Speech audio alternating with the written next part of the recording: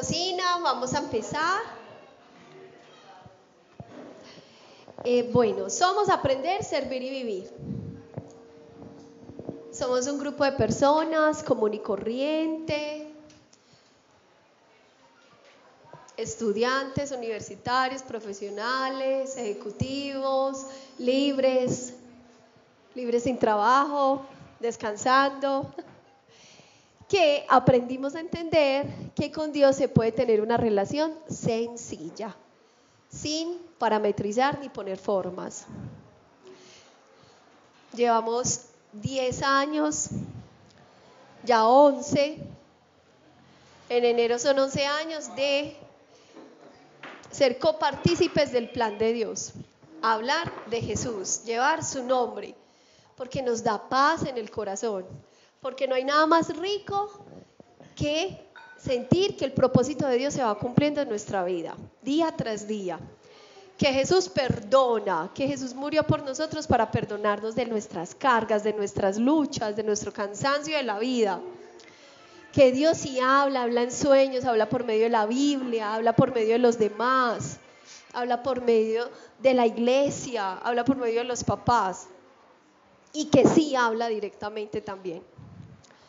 Y que con Dios se encuentra la paz, y que con Dios se encuentra el gozo y la alegría. Bueno, seguimos estando. Hoy tenemos un tema que Daniel Escobar, perdón por la E, Daniel Escobar, perdón, Dani, otra vez, perdón. Daniel Escobar,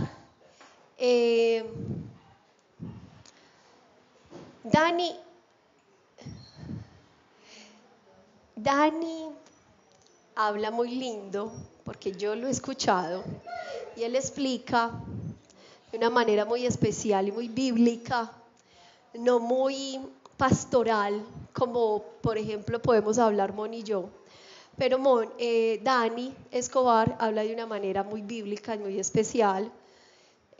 Gracias, Dani, por venir a hablarlo. Él ha estudiado muy juicioso también la Biblia, y van a ver que él lo hace de una manera muy especial y más profunda, como podemos hablar, por ejemplo, Mon y yo, que somos más pastorales, Pau también, Juan, y es muy especial escucharlo. Yo lo he escuchado y cuando lo escucho quedo siempre encantada y me queda algo en el corazón que pocas veces uno dice, esto lo había aprendido antes. Dani va a hablar hoy de la Navidad. Bueno, Dani, gracias. Bienvenidos.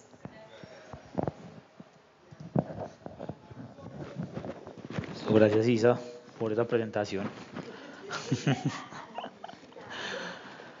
Súper, entonces, bueno, lo primero, oremos para entregarle este espacio al Señor y que sea Él guiándonos y mostrándonos qué quiere que aprendamos hoy. Padre amado, gracias, Señor, te damos por este momento, Señor, porque eres tú quien nos has traído, Dios, aquí a este lugar, en este preciso instante. Nos has sacado de nuestras casas, de nuestros trabajos, de nuestras obligaciones, para que te escuchemos, para que aprendamos de ti, para que no solamente sea nuestra propia vida guiada por nuestros propios pensamientos, sino que tú quieres llegar mucho más al fondo de nosotros, Señor. Quieres mostrarnos un mundo más allá de lo que nosotros conocemos, de lo que creemos que hay.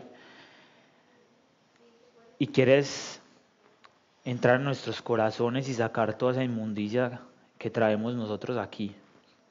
Gracias, Padre, porque tu Espíritu Santo está hoy aquí con nosotros, porque nos llena, Señor. Hoy te pido en el nombre de Jesús que seas tú que hable aquí directamente, Señor. Que toda palabra necia, Señor, sea echada fuera en el nombre de Jesús y que dispongas nuestros corazones y nuestras mentes para escucharte y aprender de ti.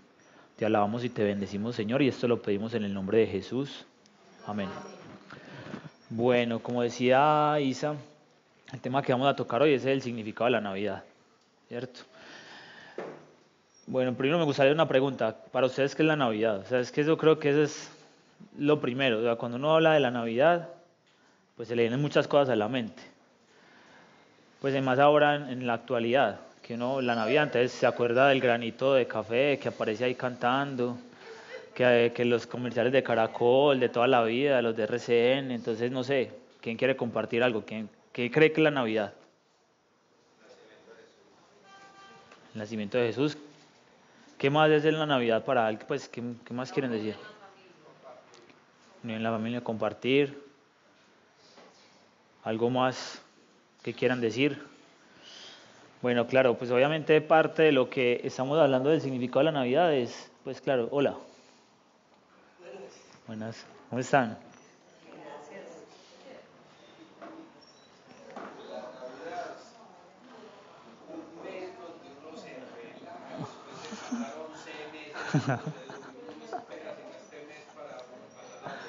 Claro. Claro, y eso es lo que, y la idea de esta charla es que entendamos cuál es el verdadero significado de la Navidad, porque pues parte de lo que vos decís es que uno que piensa en la Navidad, ya viene la prima de diciembre, ahora sí me va a poder comprar los tenis, la ropa, o ¿cómo? Claro, la parranda, pensamos en que otras preocupaciones, ¿qué me voy a poner el 24? ¿Cuál es el estreno de diciembre? No iba a comprar los regalos, ¿qué le va a comprar a mi mamá? ¿Qué le va a comprar a aquella? A la tía que no le gusta nada. Uy, siempre me van a regalar las medias de todos los años, en fin. O sea, yo creo que pensamos en qué más, el arbolito de Navidad, Santa Claus, etcétera, etcétera. Y bueno, obviamente están las novenas, el pesebre, en fin. Sin embargo, digamos que la Navidad, y como lo decían ahorita, es, pues, o sea, lo que estamos celebrando es que es a Jesús, ¿cierto? Estamos celebrando el nacimiento de Jesús. Pero más que celebrar el nacimiento de Jesús, tiene un significado más profundo que quiero que ahorita hablemos de eso. Y primero quiero comentarles por qué el 25 de diciembre, o sea, por qué se celebra el 25 de diciembre, por qué no se celebra cualquier otro mes, cualquier otro día, ni nada. Pues a mí siempre me gusta mucho indagar y buscar por qué las cosas, o sea, no me quedo como que es tal día y ya, pero ¿quién dijo que era ese día y no era otro? Entonces estuve buscando y no, pues habían unos documentos larguísimos y yo no, pues me voy a poner a leer tampoco todo esto. Además no tenía mucho tiempo, pero sí eran muy interesantes. Y dentro de lo que estuve investigando es que inicialmente en los primeros siglos, los primeros cristianos, pues nadie sabía exactamente cuándo nació Jesús. O sea, nadie sabe, mejor dicho, exactamente el día que nació Jesús. Los primeros cristianos estuvieron buscando en los primeros siglos, siglo I y II, estuvieron buscando cuándo nació Jesús y investigaban. Hay un montón hay unos documentos que explican, porque claro, son diferentes calendarios, está el calendario judío, está el calendario juliano, que era el de esa época también, no para los no judíos, o sea, no es el calendario que utilizamos ahora, el calendario gregoriano, sino que se utilizan otros tipos de calendarios. El calendario judío era un calendario lunar, entonces claro, no coinciden muchas fechas ahora. Sin embargo, digamos que se utilizó una metodología que ellos consideraban para los judíos, que se llamaba la edad integral. ¿Y qué significa la edad integral? Para los judíos, solo los profetas, ellos decían que los profetas, el mismo día que morían, ese mismo día, o sea, ese era el día del nacimiento. O sea, por ejemplo, si nacían un 20 de marzo, ellos morían un 20 de marzo. Para ellos así. Entonces, lo que hicieron fue algo como regresivo. O sea, ellos estuvieron investigando cuándo fue la muerte de Jesús, pues aproximadamente, en varios documentos señalan que la muerte de Jesús puede haber sido el 25 de marzo porque era un viernes, en otros dicen que puede ser el 6 de abril, depende de que si se toma X tiempo, pues como depende del año, pero dicen que está entre el 25 y el 6 de abril. Entonces, por allá, bueno, sí, ya después de tanto pues como indagar entre ellos, definieron que la fecha de la muerte de Jesús era el 25 de marzo. Claro, pero como uno no nace el mismo día que hacen la concepción, o sea, mejor dicho, ¿qué pasó? Para ellos el nacimiento de Jesús, o sea, la anunciación de Jesús, la concepción de Jesús sea el 25 de marzo. Y 9 meses después cae 25 de diciembre. Entonces por eso fue que instauraron el 25 de diciembre como la celebración del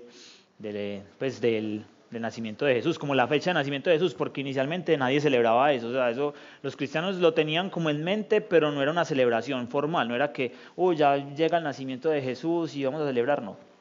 Eso era como algo que no se manejaba en esa época. Digamos que es importante también saber esto porque pues hay unas sectas, grupos cristianos por allá raros, que en los últimos años, y a mí una vez me tocó escucharlo, porque yo lo digo porque me tocó vivirlo, que una señora, una vez estaba trabajando y una señora se sentó ahí al lado mío. Eso fue antes de que yo conociera realmente a Jesús, pues empezara como en los caminos de Dios. Y la señora me empezó a contarme las historias ahí, y yo no sé señora de qué grupo era, dónde asistía, pero me empezó a decir, usted sabía que la Navidad, eso es pagano, eso lo celebran los paganos, y eso la iglesia lo instauró porque era una festividad del dios del sol, entonces eso lo tomaron, es que para poder adorar al... Yo, ¿qué esta señora qué le pasa? Y la verdad es que si uno busca y encuentra que hay grupos cristianos que dicen eso. O sea, aseguran que la iglesia tomó eso porque Constantino, porque si ustedes ven, todos los grupos le echan la culpa a Constantino de todo. Constantino fue un emperador romano que fue el que prácticamente abrió el cristianismo hacia el mundo, pero siempre pues es como la culpa del hombre en todo. Entonces, es muy gracioso porque siempre están diciendo, no, es que claro, eso era una festividad pagana, en fin. Entonces, indagando en esto, me di cuenta que, claro, como los cristianos, digamos que para ellos el 25 de diciembre era una festividad, era pues como rememorar el nacimiento de Jesús. También el emperador Augusto, eso más o menos en el siglo III, eso en el 270 y algo, instauró una fiesta en el Imperio Romano que era la del dios del sol invicto. O sea, el sol invicto fue una fiesta que se instauró en esos días. Pero la idea era como desviar la atención de los cristianos para que como estaba creciendo tanto los cristianos dentro de Roma, entonces él intentó hacer eso para desprestigiar como el nacimiento de Jesús.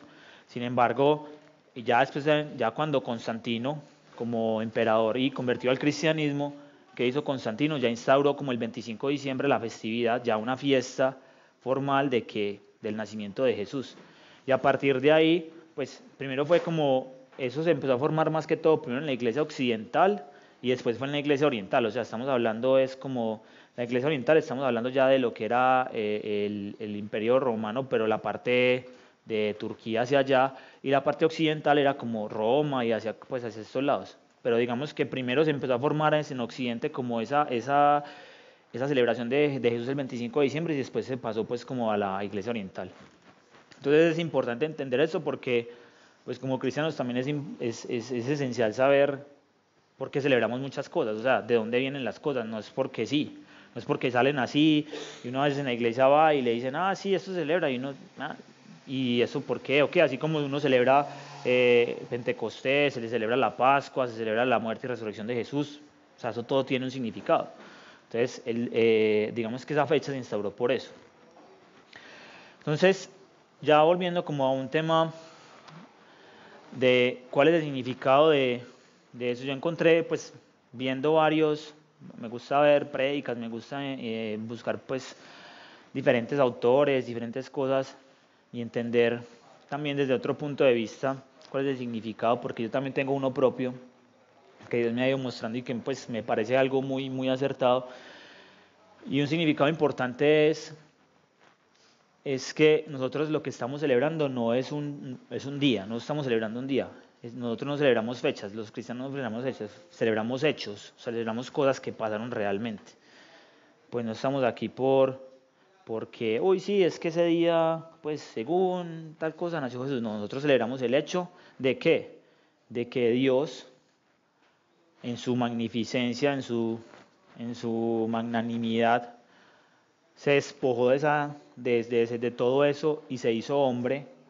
Y entender esa parte es vital porque, o sea, Dios siendo el creador, el que mejor dicho, Él creó todo el universo, desprenderse de todo eso y volverse parte de su creación. Pero ¿por qué hace eso? O sea, entonces uno dice, bueno, Jesús se hace parte de su creación, pero ¿por qué? Porque Él quería que nosotros nos reconciliáramos con Dios, o sea, con Él mismo. O sea, nosotros necesitamos ser reconciliados con Dios. Y bueno, aquí muchos ya sabrán por qué necesita uno ser reconciliado por Dios, con Dios, pero me gustaría que alguien me dijera, ¿por qué es necesario que Jesús viniera a reconciliarnos con Dios? Claro, el pecado, ¿qué hizo el pecado en el hombre? Nosotros teníamos una conexión directa con Dios. O sea, cuando Dios nos creó a Adán y Eva, pues si ustedes ven, ellos caminaban con Dios al lado en el paraíso, y lo veían y hablaban y todo. Cuando ellos deciden desobedecer, pues ahí es donde se configura el pecado, y eso corta como todo eso, como esa conexión que teníamos con Dios. ¿Qué viene a hacer Jesús? ¿Qué viene a hacer Dios cuando se encarna en Jesús, pues mejor dicho, cuando viene Él a encarnarse en hombre? Viene a volver a unir ese vínculo que teníamos con Dios, vuelve a unirlo entre Dios y los hombres, vuelve ese vínculo a estar presente a través del perdón de los pecados. ¿Qué pasaba antes? Antes los judíos, y también es interesante saberlo, y es que los judíos, ellos, ¿cómo hacían con los pecados antes? Pues no dirán, bueno, pero entonces llegó Jesús y a partir de Jesús, bueno, está el perdón de los pecados, que eso lo vamos a ir hablando, pues ya mucho lo conocemos, pero es bueno volver a recordar eso porque es importante entender desde este punto de vista, pues lo que vino a hacer Jesús, la misión de Jesús. Pero, ¿qué hacían antes los judíos? El pueblo de Dios antes lo que hacía había una expiación de pecados.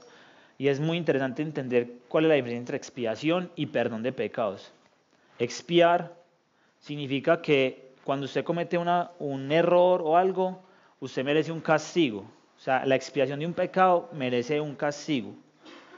Mas el perdón del pecado es que usted es libre de ese castigo y libre de esa deuda, entonces no lo tiene que pagar.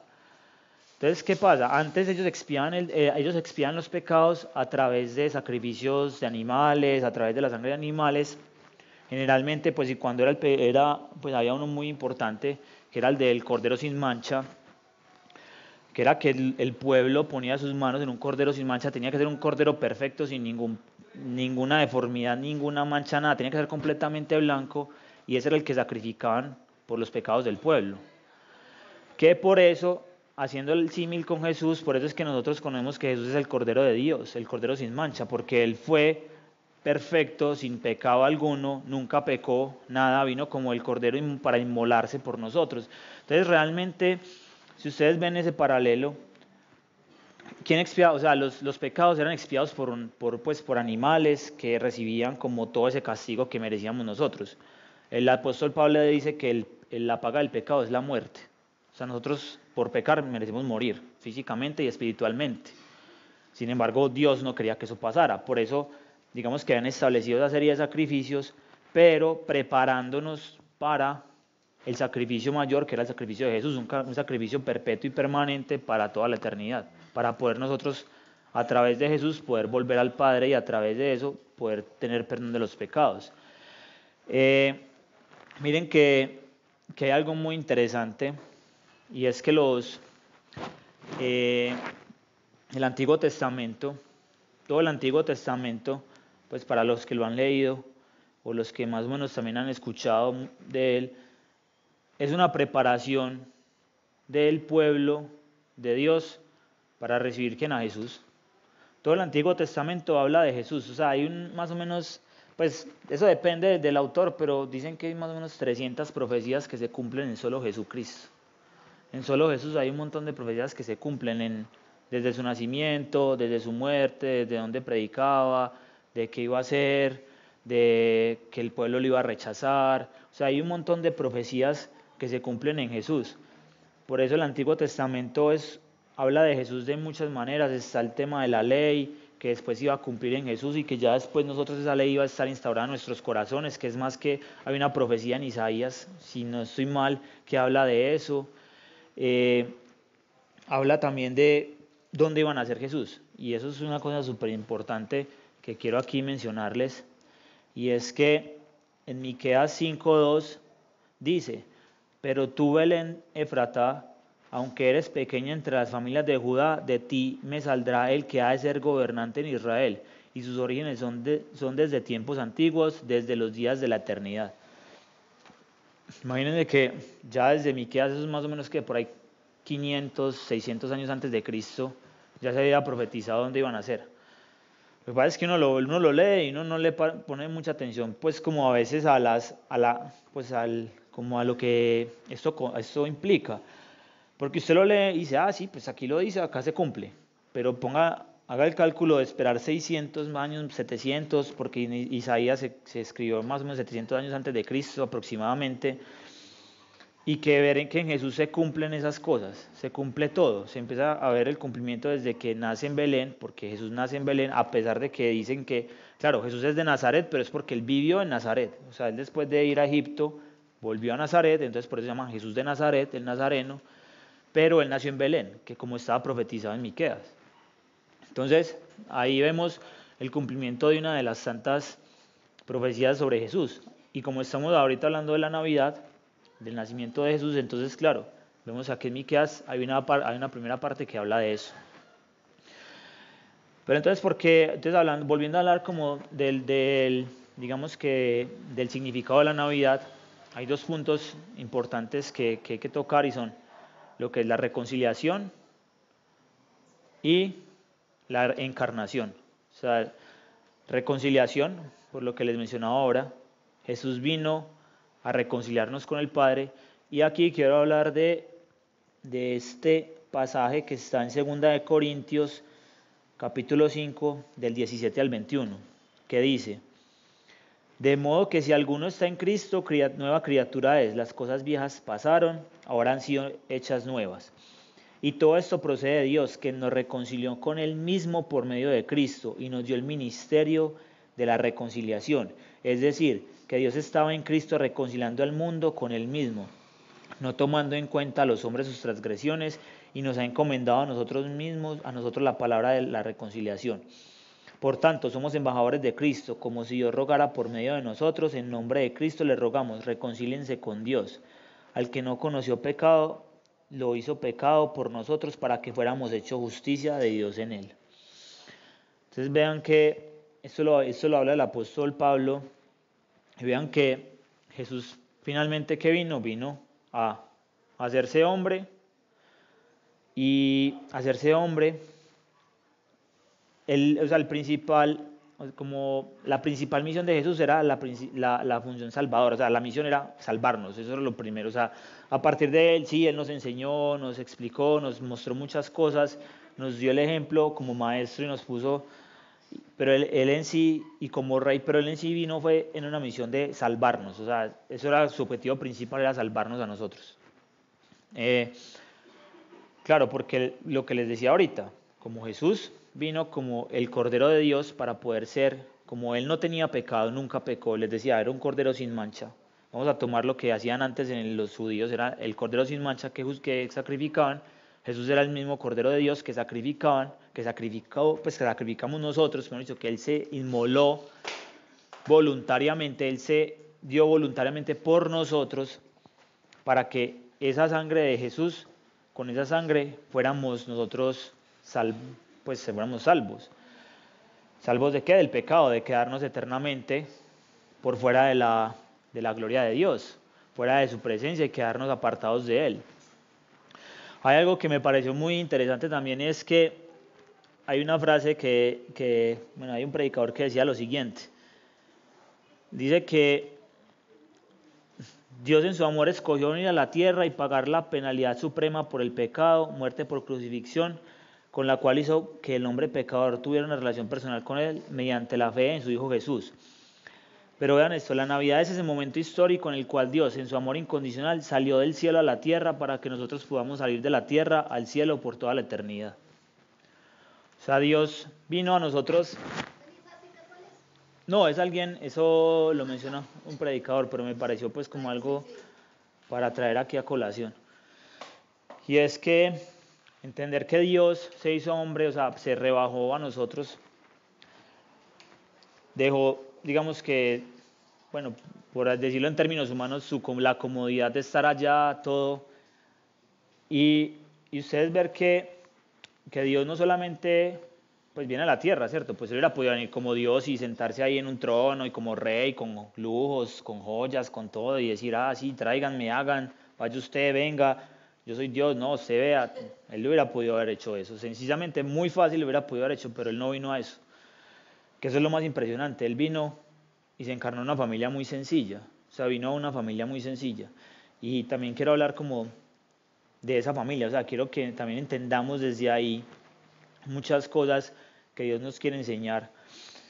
Y es que vino y en esa familia sencilla, en su humildad, en un pesebre, que realmente llegó fue un pesebre, no llegó ni siquiera a la comodidad de una cama, pero esa sencillez como llega Dios y como llega Jesús acá, aparte de que algo que ha dicho mucho Pablo Velázquez y que se me queda mucho siempre en lo que él comenta de los profetas, y es que los profetas, así como Jesús, siempre fueron un signo de contradicción para su época. O sea, él siempre, todos esperaban algo del Mesías y pensaban que iba a ir un Mesías a acabar con Roma y con todo el mundo, y era un Mesías completamente diferente, o sea, lo que no se esperaban. Era una contradicción para lo que ellos esperaban a alguien que iba a venir a hacer cumplir la ley de una manera y vino a desbaratarles todo. Entonces, ver a un Salvador que se somete como a las leyes que él mismo creó, a las leyes de su creación, a sufrir con nosotros, porque literalmente si alguien sufrió en este mundo fue Jesús. A él le tocó sufrir lo que nosotros hemos sufrido en algún momento y muchas cosas más. Así que él se hizo no solamente para salvarnos, sino también para mostrarnos que él comparte el sufrimiento con nosotros. Entonces quería por ejemplo, también nombrar esta profecía, porque en Jesús se cumplen muchas profecías que les decía ahorita, y esta es súper interesante, que dice, por tanto, está en Isaías 7:14, por tanto, el Señor mismo les dará esta señal, una virgen concebirá y dará a luz un hijo y le pondrá por nombre Emmanuel, que significa Dios con nosotros. Entonces, miren que desde Isaías ya estaban diciendo, bueno, Miqueas ya había dicho, va a salir de Belén. Isaías, que fue mucho antes, dijo que va a nacer de una virgen, y era como la señal pues que estaban esperando todos, de que pues, apenas pues, naciera de una virgen, ¿qué iba a pasar? Ese era el Salvador que estaba prometido. Obviamente, si Dios iba a llegar a la tierra, tenía que llegar por un acto sobrenatural, o sea, no iba a llegar tampoco pues común y corriente. Y un acto sobrenatural es nacer de una virgen, pues eso lo puede hacer Dios solamente.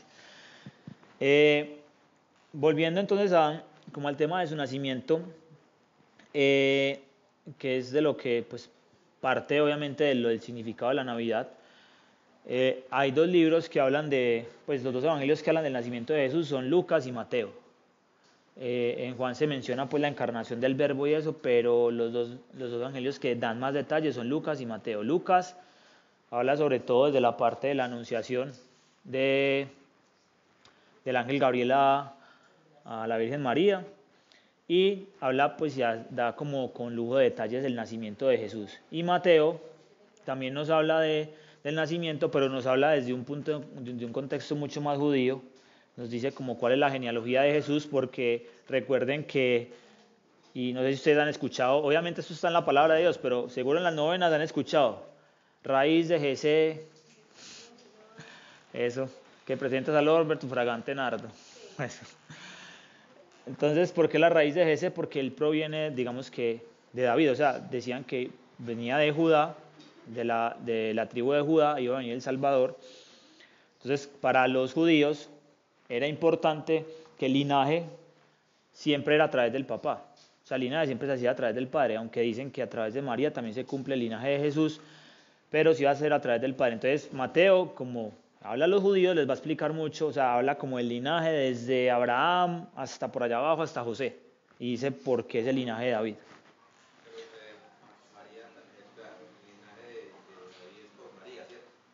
No, es por José, o sea, para los judíos debe ser, pues para que sea reconocido, porque para los judíos era muy importante conocer su linaje para saber de dónde venían, de qué tribu.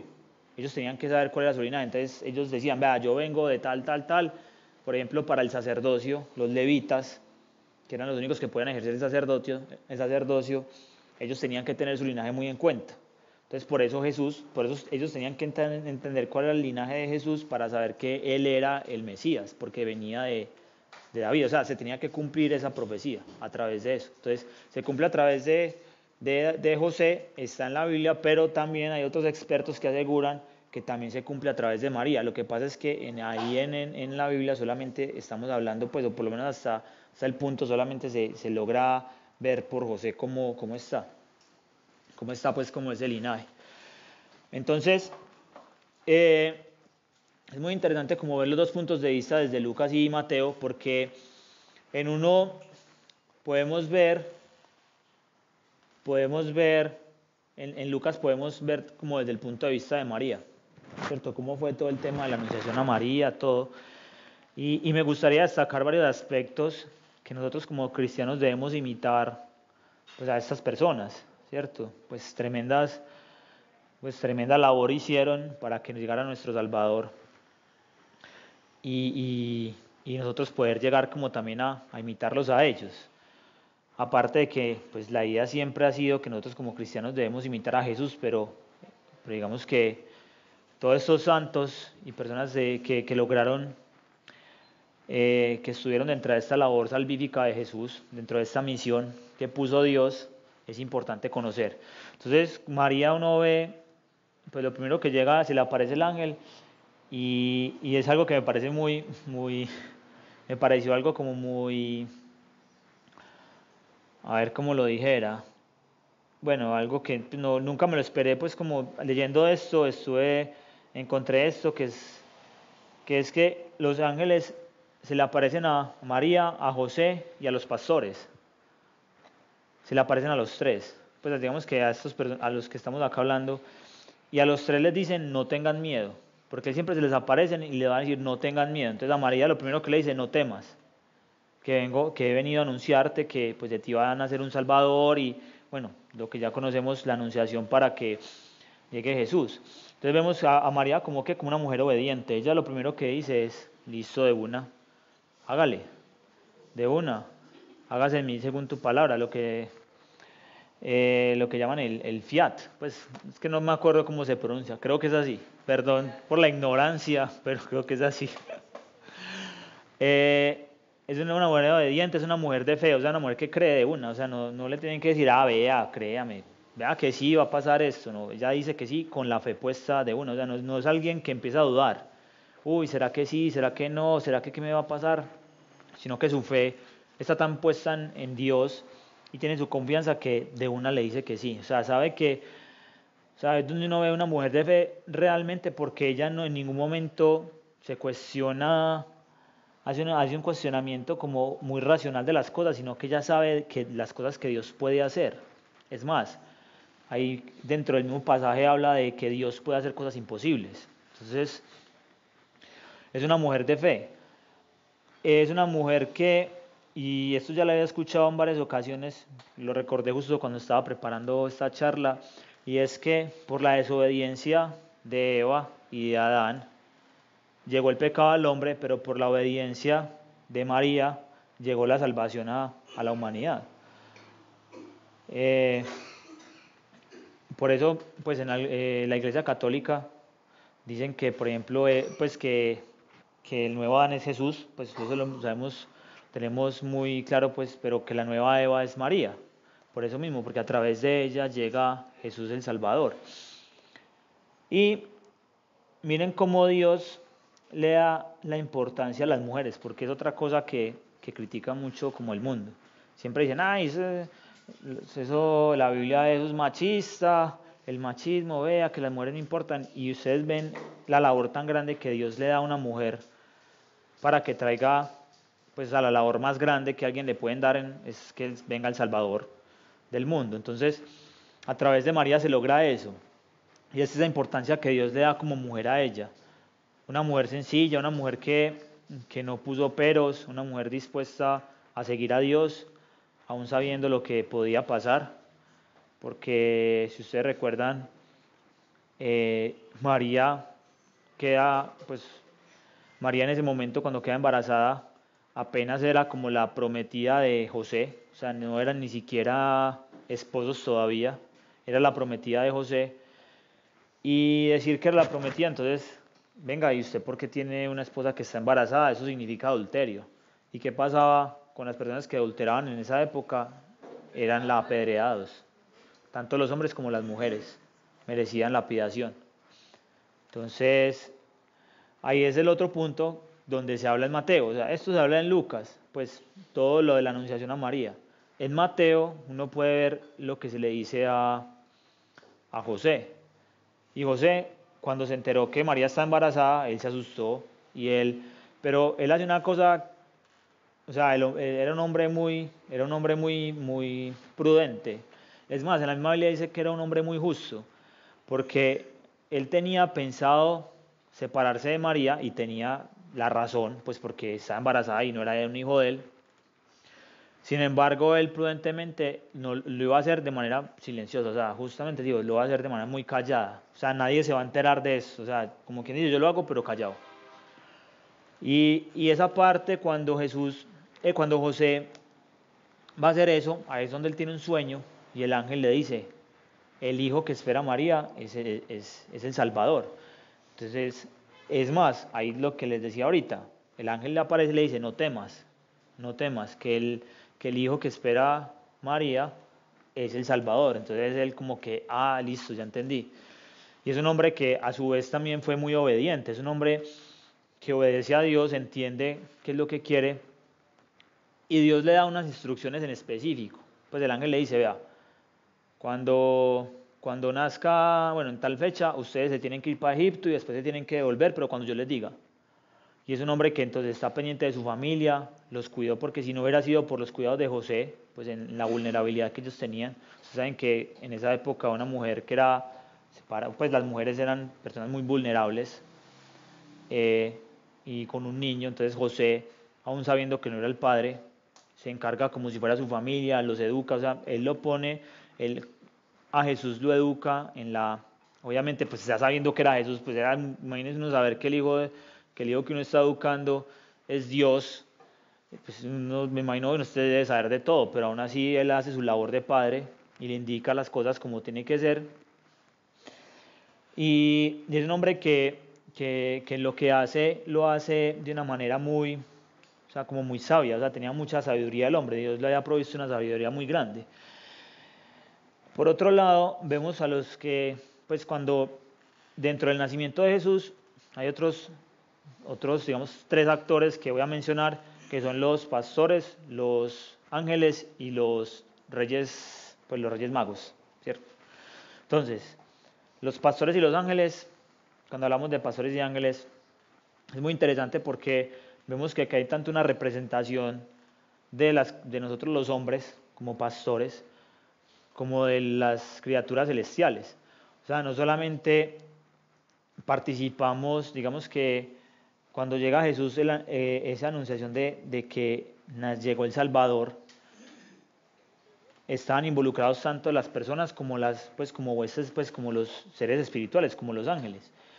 Y que todos glorificaban a Dios, o sea, que en ese momento todos glorificaban a Dios, los mismos ángeles glorificaban a Dios a través de esto, y los mismos pastores cuando fueron allá a ver, porque los pastores se le aparecieron a los ángeles, los ángeles se les aparecieron a los pastores y les dijeron, vea, nació el niño, el Salvador, está en un pesebre, vayan, pero les dicen, no teman, lo mismo que les decía, o sea, no teman, porque pues, se le apareció lo mismo que le pasó a María y le pasó a José.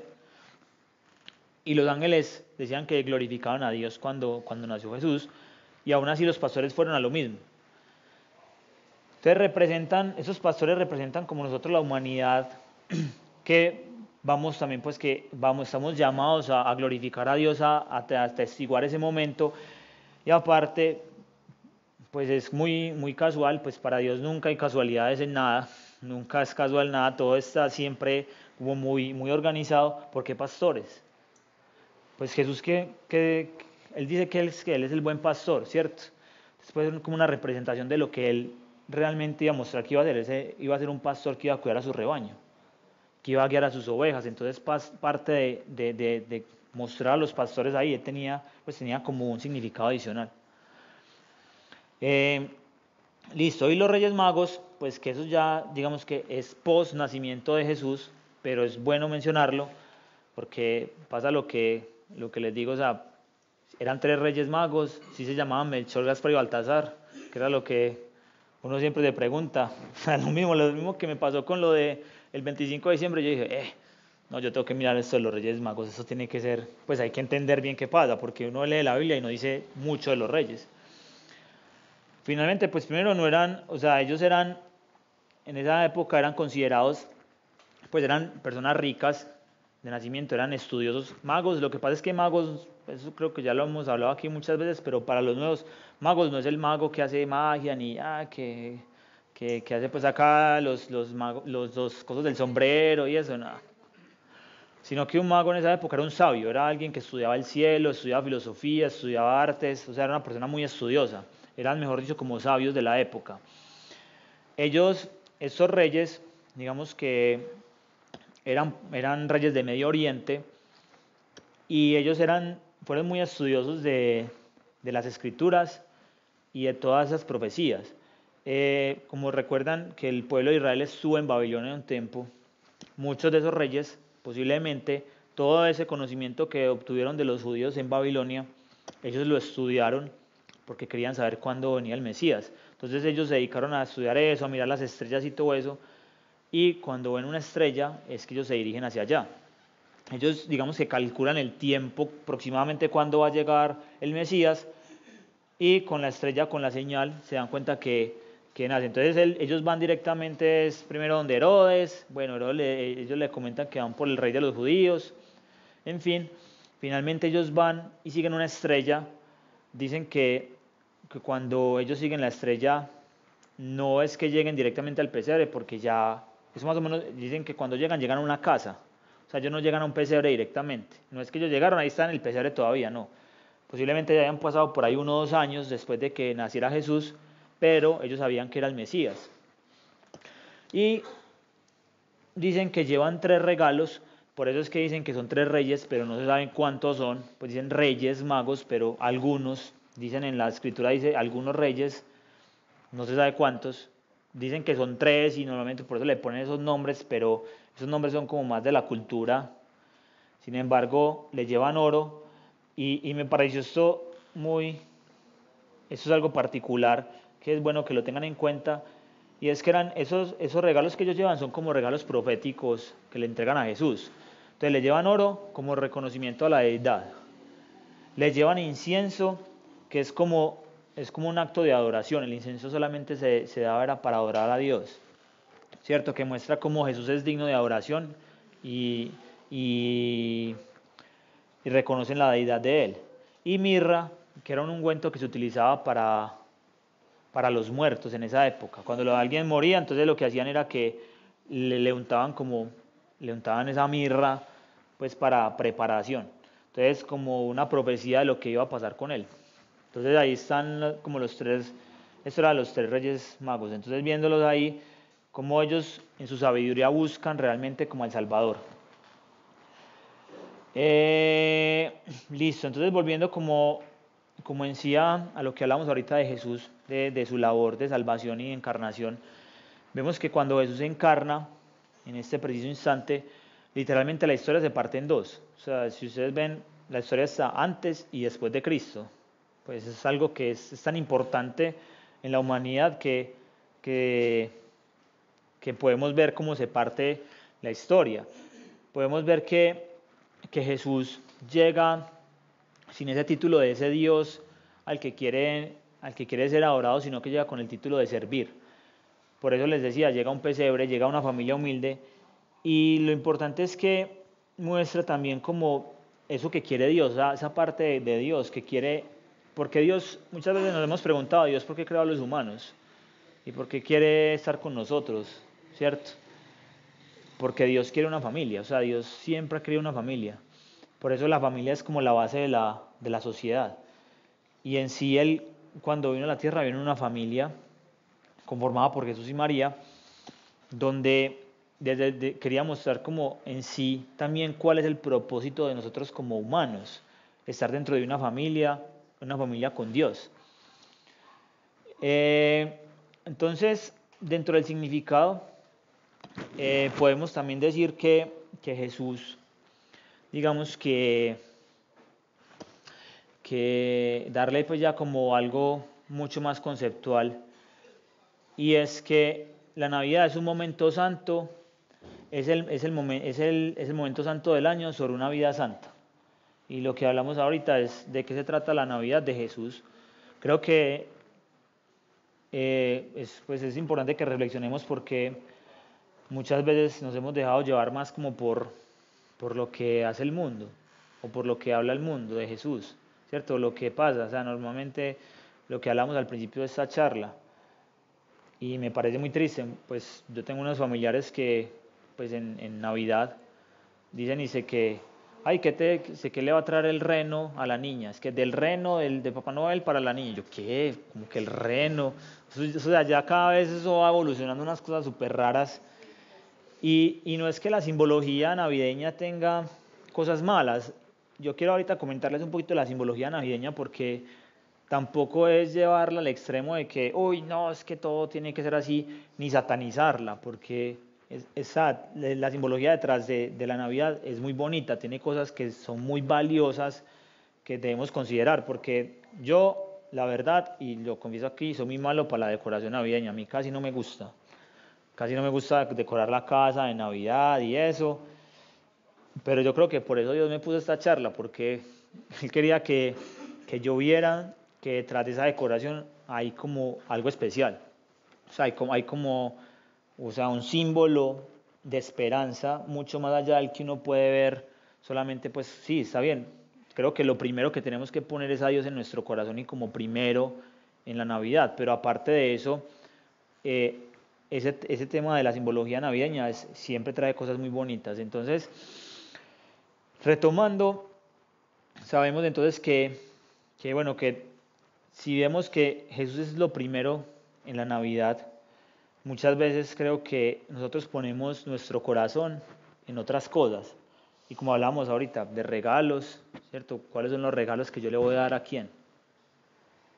¿Qué me espera ahorita en Navidad? La parranda navideña. Pues madre, ahorita en diciembre me voy a pegar una parranda, la berraca, la prima, el paseo, las vacaciones.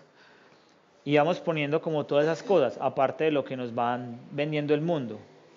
Papá Noel, Santa Claus, etcétera, etcétera, los renos, un montón de cosas que empiezan a ocupar el lugar de Jesús, el lugar que Jesús merece.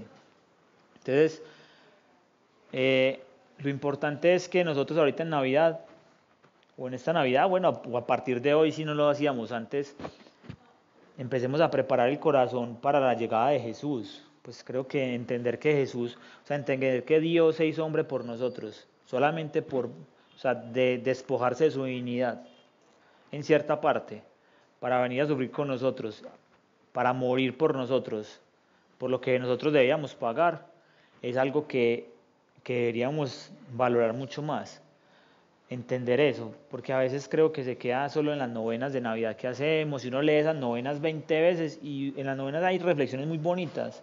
Desde que yo empecé a escuchar las novenas y a leerlas como con un poquito más de sentido, empecé a encontrar unos mensajes que yo decía, Dios mío, pues es que esto es muy valioso.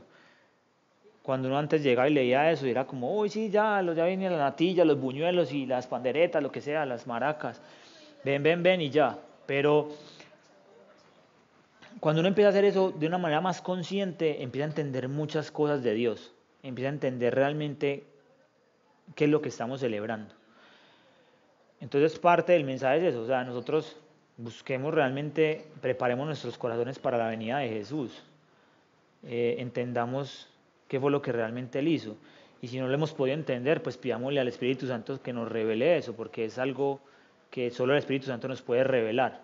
Creo que es algo que muchas veces uno escucha repetidamente, y cuando el Espíritu le revela a uno en el corazón, uno se queda como, pues madre, ¿yo por qué no entendía esto antes? Entonces pedirle al Espíritu Santo esa revelación de quién es realmente Jesús para nosotros, y que todas esas palabras que escuchamos ahorita en diciembre, todas esas prédicas que hablan de Jesús, de su nacimiento y eso, realmente queden en nuestro corazón y podamos entender eso. Y ahora, bueno, como para ir cerrando, les quería como hablar de varios punticos de aquí de la simbología navideña, pues que es algo que es bueno entender y saber que no es algo como, uy, no, es que, porque hay gente que sataniza todo, es que hay cristianos que todo lo ven, esto es del diablo, que eso no se puede, que eso es pagano, y la verdad, eso tiene cosas muy interesantes. Entonces, ya hablamos ahorita del nacimiento de Jesús, porque era el 25, ahora quería hablarles, por ejemplo, del árbol de Navidad. El árbol de Navidad, inicialmente los primeros cristianos, pues obviamente antes de que se convirtieran eran paganos, ellos adoraban otras deidades y en fin. ¿Qué hacían en invierno? Ellos en invierno tomaban ramas de árboles de hoja perenne. Una hoja perenne es que en invierno no se marchita, o sea, siempre permanece verde todo el año. Para ellos, ¿qué significa en ese momento cuál era el significado? Era como la inmortalidad, o sea, que nunca se marchitaba, permanecía siempre verde con vida. Entonces, inicialmente los primeros cristianos tomaron esa tradición de seguir colocando esas hojas en invierno, que es donde generalmente se celebra pues, Navidad para los países del norte en Europa. Y de ahí como empezaron a hacer esa tradición del árbol de Navidad. Pero aparte de eso, había un santo que se llamaba San Bonifacio, que fue un obispo y mártir. Él fue de los primeros que fue a evangelizar lo que es toda Alemania, lo que conocemos Alemania actualmente. Y digamos que el hombre llegó pues como a esta región, y en esa época ellos adoraban como a Odín, pues al dios Odín, pues a Odín y a Thor, ¿cierto? Pues a lo que ustedes ven en Marvel, pues esas cosas, esa mitología nórdica y eso, ellos adoraban eso. Digamos que en esa época había un árbol en los que ellos hacían sacrificios humanos, colgaban ahí niños para sacrificarlos, como en torno, pues como hacia el favor de Thor. Que si ellos no hacían ese sacrificio, ellos decían que caía un rayo y los mataba. Entonces este San Bonifacio lo que hizo fue coger ese árbol, pues iban a sacrificar a un niño, lo primero que hizo fue impedir que lo sacrificaran y cogió ese árbol y lo cortó. Lo cortó y como en eso que cortó, pues como en el lugar donde lo hizo, sembró un pino, como en señal de que Jesús había nacido, como la raíz de Jesé, como lo que les comentaba ahora. Entonces, él lo hizo obviamente como con ese énfasis. Seguramente se habrán enojado con él y todo eso, lo que haya pasado. Sin embargo, él, así como pues cuenta ahí la historia, que como el profeta Elías, él lo retó. Él lo retó y les dijo, bueno, que caiga pues un rayo y nos mate a ver si es verdad. Si es verdad que si este man es verdadero, que nos caiga un rayo. Pues nunca pasó nada. Entonces digamos que parte de la labor evangelizadora del hombre nace de ahí. Él fue un mártir de la iglesia. Entonces, como pues ustedes saben que en esa región existían tribus bárbaras de todo, pues en la evangelización posiblemente ahí obtuvo su muerte. El otro que es muy común y es el de Santa Claus. Bueno, es el de Santa Claus que el de San Nicolás. Es conocido como San Nicolás, ¿cierto? ¿Cuál es la historia de San Nicolás? San Nicolás fue un santo, él nació en el siglo IV aproximadamente, se llamaba San Nicolás de Mira, eso es más o menos Turquía, por los lados de Turquía. El hombre o sea, su familia era adinerada, sus padres eran muy adinerados, sus padres murieron y le dejaron una gran herencia. Entonces lo que él hacía era que él hacía muchas obras caritativas y lo hacía como para que, sin que la gente se diera cuenta, o sea, a él no le gustaba como brillar, yo soy el que les traigo no, él ayudaba como a la gente con eso, y a través de eso, para que la gente le diera gracias a Dios por las cosas. Entonces era alguien muy generoso, fue conocido por ser muy generoso. El hombre fue obispo de Mira, él estuvo encarcelado en Constantinopla antes de que Constantino se convirtiera al cristianismo. Él después fue liberado, él nunca fue mártir. Sin embargo, hay muchas cosas que él hizo, pues uno de los milagros, y si ustedes ven la figura de San Nicolás, siempre lo van a ver porque él fue un obispo, él tenía pues como la mitra pues con la que ellos precedían, y con 3 niños. ¿Por qué con 3 niños? Porque pues cuentan que una vez en el pueblo donde él estaba, habían 3, un carnicero cogió a los hijos de una persona y los metió en unos barriles mató a 3 niños y los metió en barriles para vender la carne, los ahogó en vino para vender la carne. Y dicen que él fue allá donde ese carnicero y resucitó a los 3 niños. Entonces, como parte de eso, él por eso es el patrono de los niños y digamos que en parte pues es como lo que se ve ahora. Y entonces, ¿cómo hace para llegar como todo esta persona de donde está, llegó a ser lo que vemos ahora? Los holandeses eran muy devotos de San Nicolás y como saben los holandeses muchos migraron a Estados Unidos, muchos marinos holandeses migraron a Estados Unidos llevando consigo pues como esa tradición, Digamos que estando en Estados Unidos pues empezaron a como a caricaturizar la imagen de San Nicolás. ¿Por qué le dicen Santa Claus? Porque hay un transliteralismo ahí del neerlandés al inglés, entonces queda Santa Claus, pero realmente no sé cuál es la palabra, pero sí estuve revisando y era como, por eso se llama Santa Claus y así lo conocen allá.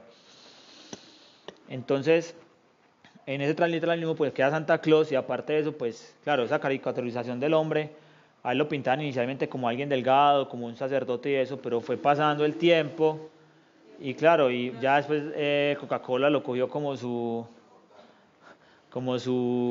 imagen y ahí es donde usted ve jo, jo, jo, feliz Navidad y todas las cosas y los renos y eso, pero fue algo que le fueron añadiendo después a la cultura popular. Sin embargo, en sí, como la imagen inicial que tenía era de un sacerdote que quería ser generoso, alguien que daba a los demás, daba regalos y daba muchas cosas, pues con el fin de agradar a Dios y demostrar la gloria de Dios a través de ese tipo de cosas. Entonces, parte de eso, digamos que fue lo que llegó a ser Santa Claus y por eso es que ahora lo conocemos pues como en ese instante, pues como en este contexto. Parte también de lo que hizo Santa Claus, y es bueno mencionarlo, y es que por ejemplo un señor una vez, como antes los papás para poder casar a las hijas tenían que dar una dote, tenían que dar dinero a los esposos para que se casaran, había un señor que no tenía plata, él no tenía dinero. Y este señor de San Nicolás se dio cuenta y fue y le dejó como un dinero, pues le dejó un dinero a él, al hombre, se lo dejó como en la casa sin que él se diera cuenta y con eso pagó la dote. Después la otra hija lo mismo, no tenía, ese dinero fue y se lo llevó, pero él se dio cuenta de que había sido este hombre, había sido Nicolás, entonces empezó como a divulgar lo que él hacía, empezó como a decirle a todo el mundo, entonces por eso fue que se hizo como tan famoso y ha sido una de las, digamos que las imágenes que conocemos hasta hoy. Y por último el pesebre salió como, es como un significado que pues esto nació más o menos en el año 1200, esto lo hizo fue San Francisco de Asís. Lo que él quiso hacer fue como una representación en vivo de lo que era el nacimiento de Jesús. Entonces él puso, pues estaba Jesús, María, los pastores, la mula y el buey, que la mula y el buey no aparecen en ninguna parte en la escritura, pero es algo bacano porque pues finalmente un pesebre, que había un pesebre era para el ganado, y que tenían en esa época en los pesebres los judíos, tenían mulas para transportarse y bueyes para arar la tierra, todo, entonces digamos que no es algo que está escrito ahí, pero se sobreentiende y que de cierta manera también nos da como cuenta de la gloria de Dios, cómo Él se aparece a todas sus criaturas, teniendo en cuenta hasta los mismos animales. O sea, es como una cosa tan impresionante que en el pesebre se ve reflejado que Él tiene en cuenta todas las criaturas. O sea, están todas las criaturas ahí como alabándolo y como viendo lo que él hizo. Entonces, eso del pesebre se da por eso. San Francisco es una representación y a partir de ahí se empezó a hacer como una tradición sobre eso. Pues sí, a mí me parece que el pesebre es algo que representa realmente como lo que es el espíritu pues, de la Navidad, pero ya sabemos que no solamente eso, el árbol también tiene pues tiene un significado, Santa Claus tiene un significado. Lo más importante es que ese significado de esas cosas no estén por encima de Jesús, que es lo que muchas veces hacemos. Nosotros los humanos tenemos siempre a poner todo por encima de Dios. Entonces, entender que Jesús es el importante, pero esas cosas que adornan nuestras casas o que adornan las calles y todo eso tienen algo especial. También hay algo que pues, eso se usa mucho en la Iglesia Católica, la corona de Adviento, que que tiene unos colores, eso también tiene un significado importante y es como el nacimiento de Jesús, la preparación, todo, y el ciclo que esperamos nosotros a la segunda venida de Jesús. Pero en sí son cosas que enriquecen como toda esta celebración. No sé si de pronto alguien quiera aportar algo, quiera decir alguna cosa, tenga alguna opinión, pregunta, comentario. Esta charla es muy buena, muy interesante. De pronto sería buena también una charla para los jóvenes, para los niños, ¿cierto? Porque son los que se ven más afectados en este tiempo, digámoslo así, pues por el mundo, de que uno le enseña, hijo, la Navidad es, ¿cierto? Pasar con Dios y el estreno. Es que entonces el compañerito, ay, usted con unos zapatos, ¿qué tal? Entonces se va a sentir como, se va a sentir como, ay, como abrumado, que yo porque no estreno y todo el mundo estrena, y que el paseo, que para que haya vacaciones, a mí me van a llevar para tal lado, o yo me voy a quedar en casa, entonces te van a señalar, ¿no es cierto? Entonces sí sería bueno como, pues, como darle a entender, no, hijo, ya, eso no es, eso es algo del mundo, eso es algo que usted, o sea, para usted estrenar, usted puede estrenar cualquier día, no está, que sea el 24, el 31, Sí, sí. que si no estrena Mauricio se acaba el mundo, no hay mundo para ellos, mejor dicho, ¿cierto? Entonces, pues como también pues para uno también educarse también para poder educarlos a ellos. Muy bueno, sí, o sea, y tener pues presente eso, sí que esta época es como para reflexionar, como para uno meditar en muchas cosas, ¿cierto? Entonces, no aferrarse al mundo, pues, a lo del comercio, a lo que nos venden y olvidar pues lo esencial. Sí, claro, como dice Alex, es importante, o sea, todo eso material que uno siempre está buscando y que lo que nos inculca el mundo en esta época, creo, ¿vas a decir algo, Simón? Ah, bueno. Y lo que Dios quiere en esta época de nosotros es realmente que nosotros valoremos lo espiritual. Pues si es que no solo en esta época, sino en nuestra vida. Lo que pasa es que tendemos a ser muy materialistas con todo. Y más ahora pues, que el consumismo se ha apoderado de todo. Entonces, también es bueno, pues o sea, no digo que los regalos sean algo malo, es algo bonito que uno comparte con los demás, con la familia, porque eso es generosidad también, o sea, eso hace parte como del corazón humano, pero que no sea como algo esclavizante, porque es que a veces termina siendo que si usted no da un regalo, entonces es como, uy, no, me siento súper mal, porque no tengo cómo darlo. Entonces, si usted no lo da, entonces es el malo, el amarrado, todo eso, no. O sea, es algo como que sale del corazón, que uno lo da a sus seres queridos, a sus amigos o a quien quiera compartirle algo. O a los pobres también, a los niños desamparados, al que usted le quiera dar, al que sienta en su corazón que quiere que deba darle. Pero a veces creo que en vez de a veces dar algo material, nosotros deberíamos dar algo mucho más, o sea, deberíamos entregar algo más de lo material, algo más de lo material. Pues finalmente como cristianos hemos sido llamados a amar a los demás. O sea, lo que nos está pidiendo Dios a nosotros es ámense los unos a los otros, amen a los demás, amen a sus enemigos. Y amar a los enemigos es muy difícil, amar al que lo ha hecho uno mal, perdonar al que le ha hecho uno mal es muy complicado a veces, uno le siente rabia y dice, pero Dios lo hace con uno, porque uno no lo hace con los demás. Entonces, más que todo dar regalos es amar a los demás, es lo más importante, y el amor se manifiesta de muchas maneras. El amor no solamente se puede quedar en palabras, hay que mostrarlo con hechos, hay que mostrar con hechos el amor y es lo que Dios nos pide ahorita, o sea, lo que Dios nos pide es vayan y amen a los demás y muestren quién soy yo a través del amor, a través del amor. Y el amor no es solamente el amor romántico, eso, sino que el amor también implica sacrificios e implica cosas malucas, implica que a veces duele y a veces cuesta.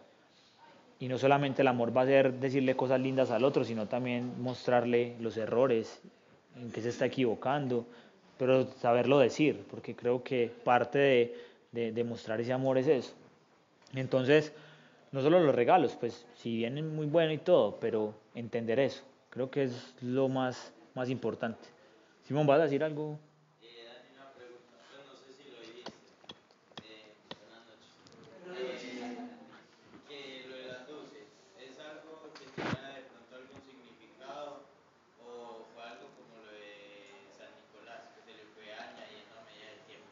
Sí, fueron cosas que le fueron añadiendo, pues también por ahí encontré parte de otro significado del árbol de Navidad y era como lo que implica como el jardín del Edén, pues como por ejemplo las bolitas, como las manzanas y esas cosas, como los frutos del jardín del Edén que estaban allá presentes, como el árbol de la vida, pero eso fueron pues fueron cosas más adelante de lo que te digo, fueron cosas que se fueron añadiendo pues por la cultura y por los cristianos, pero sí, eso es parte como de las cosas que se añadieron. Pero en sí las luces, pues la verdad no busqué exactamente, pero sí de las cosas de los adornitos y eso, fueron cosas posteriores.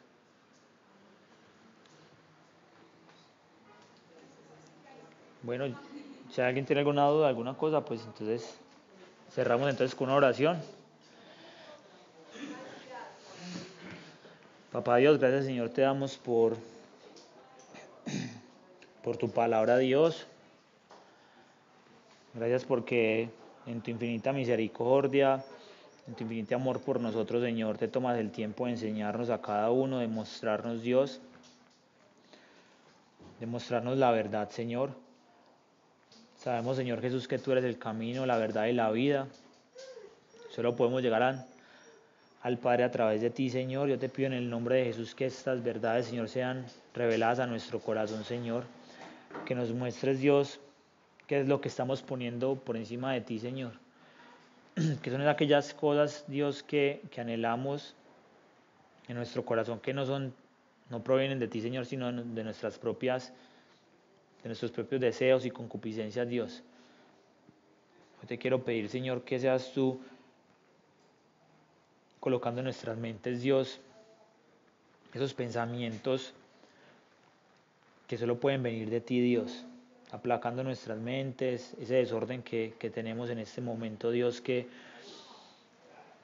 somos bombardeados por el mundo de tanta información y de tantas cosas, Dios. Yo quiero hoy pedirte para que seas tú dándonos paz, tranquilidad, gozo en nuestros corazones, aclarando nuestros pensamientos, Señor, y mostrándonos cuál es la verdad, Señor, sobre ti, Dios. Que seas tú, Señor Jesús, revelando a nuestros corazones, Dios, todas estas cosas que hemos puesto hoy, Señor, de las que hemos hablado,